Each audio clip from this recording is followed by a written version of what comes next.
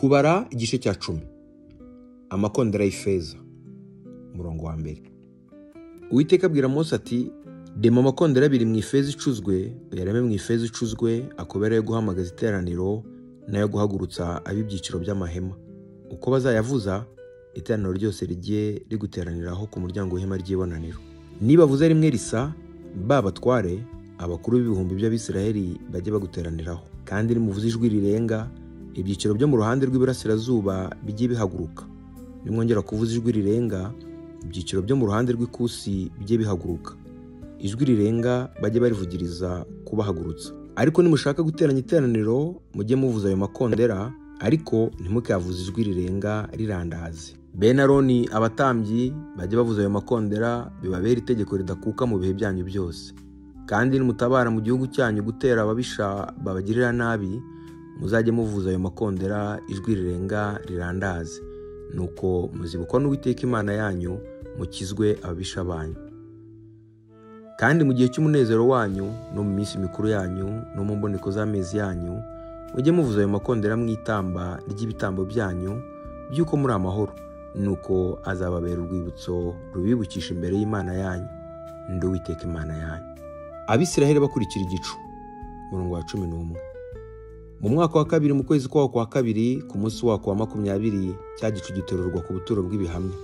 Abisiraheli barahaguruka bava mu butayu bwa Sinayi bakurikira ibyo bari bategetswe by'urugendo. Icyo gicu gihagarara mu butayu bwa Parani. Uko niko guhaguruka kwabo kwa mbere, bagenda uko bategekewe n'Uwiteka mu kanwa ka Mose. Habanza guhaguruka ibendera ry'icyiciro cy'Abayuda nk'uko imitwe yabiri. Umutware w'umutwe w'Abayuda yari Nahashoni mwene Aminadabu. Umutware w'umutwe w'umuryango w'Abisakari yari Netaniyeli mwene Suwari.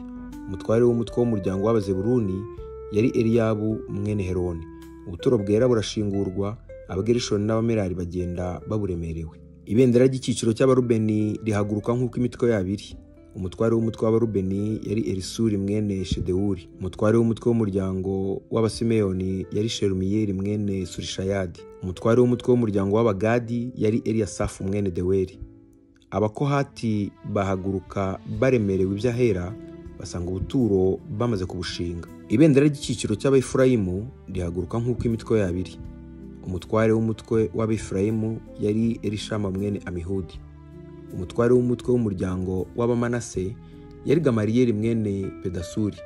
Umutware w'umutwe w'umuryango w'Ababenyamini yari Abidani mwene Gideyoni. Ibendera ry'icyiciro cy'Abadani riba ari ryo risezera ibyiciro byose, rihaguruka nk'uko imitwe yabiri. Umutware w'umutwe w'Abadani yari Ahiyezeri mwene Amishadayi. Umutware w'umutwe w'umuryango w'Abasheri yari Pagiyeli mwene Okirani. Umutware w'umutwe w'Abanafutali yari Ahira mwene Enani. Uko abariko Abisiraheli bakurikirana mu rugendo nk'uko imitwe yabiri, uko abariko bahaguruka. Mose asaba umuramu we kujyana nabo. Umurongo wa 29. Mose abwira Hobabu mwene Reweli umumidiyani, sebukwe wa Mose, ati, turajya mu gihugu Uwiteka yatubwiye ko azaduha. Ngwino tujyane tukugirire ibyiza, kuko Uwiteka yasezeranije kugirira Abisiraheli neza. Aramusubiza ati, ntituri bujyane, ahubwo ndasubira mu gihugu cyacu muri bene wacu.